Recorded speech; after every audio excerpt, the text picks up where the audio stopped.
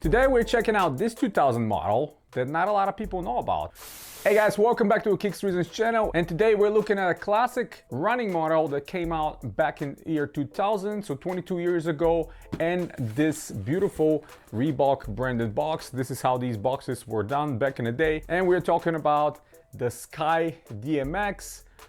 That's a very interesting model that came around that time, and it featured DMX 10 system.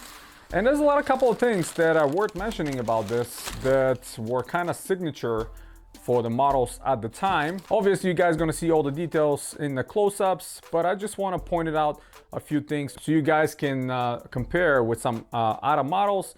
This model has a lot of cues that are very similar to the Daytona DMX. And why? Well, because it's the same designer. We're talking about Christian Tresser. He's the one that created this one, just like he created the Daytona, he created the Pyro, the Aztrek, and a lot of other running models. But another signature thing about this model from the time is you will notice the upper.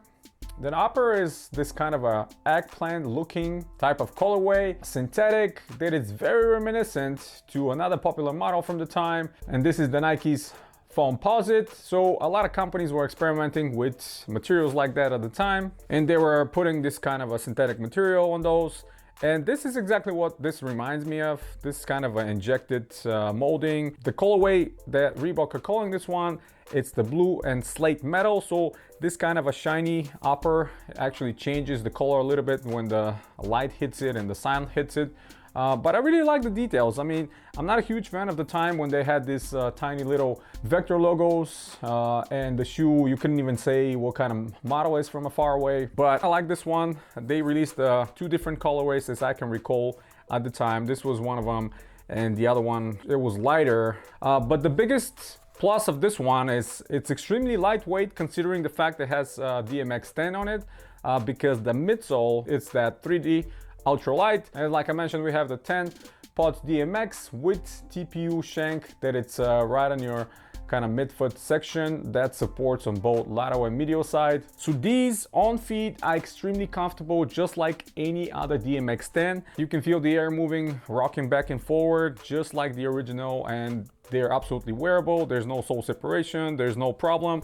And of course, we have a real 3M by Scotchlite in the back, and some of the piping in the front as well. So this is branded and marked on the box as well by 3M. And let me pull out the insole and show it to you real quick. This insole is something I haven't seen actually from Reebok before.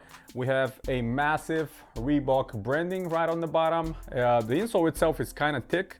It's not polyurethane, it's polylite, but it's kind of thick, again with arch support, and we have a vector on the arch support, and of course right on top we have DMX 10 moving air branding, which is excellent. Again, those of you that have experienced the original DMX 10, you guys know what I'm talking about.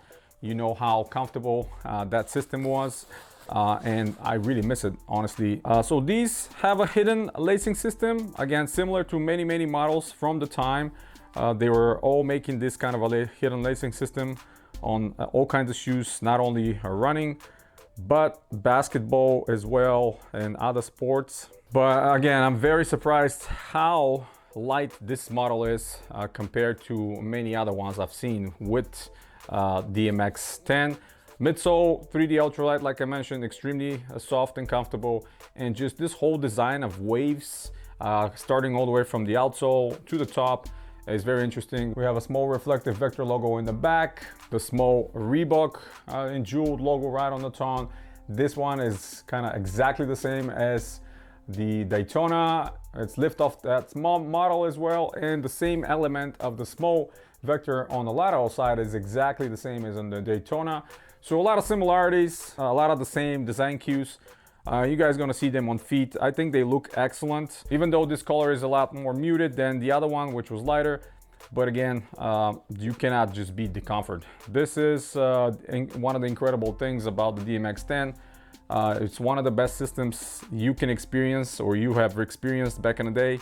And even now, in vintage sneakers like that, it's great. Again, I sourced these from eBay, found them for under $60, I believe, with the box, perfect condition, absolute DS, excellent padding, very comfortable. I mean, even in the early 2000s, Reebok was still making high quality sneakers that people wanted. Now, some of the designs I really don't agree with at the time, and I think ultimately led to the company being bought by Adidas. But still, the system was there and it's very comfortable and I absolutely love it. So I'm so happy to add these to the collection and expand the ever expanding classic collection that I have. So yeah, that's pretty much it, guys. Hit the thumbs up if you like the video, stay tuned to the channel, subscribe if you're new. There are a lot more coming very, very soon. And as always, guys, you have a wonderful day.